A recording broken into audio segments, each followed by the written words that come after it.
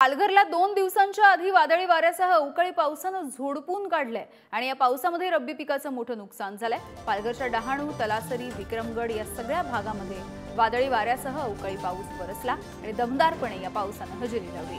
डहाणूच्या कासा इथे 4.5 एकरवरती लावण्यात आलेल्या झुकीने या फळभाजीची हजारो रोपं ही जमीनदोस्त झालेली आहेत।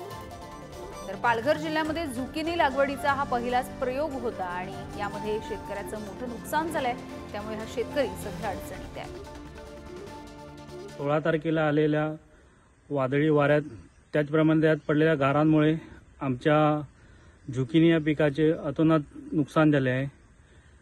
त्याप्रमाणे कृषी अधिकारी प्रत्यक्ष पाहणीला आलेले नाही, फक्त आमच्याकडे फोटो मागवले त्यांनी, बस प्रत्यक्ष पाहणी कोणतीही केली नाही। सरकारमध्ये का आम्ही शेतकऱ्यांचे सामान्य जनतेचे सरकार आहे, पण नेहमीच सरकारकडनं शेतकऱ्यांच्या तोंडाला आतापर्यंत जशी पाणी पुसत आले त्याप्रमाणे आजही घडलेलं आहे।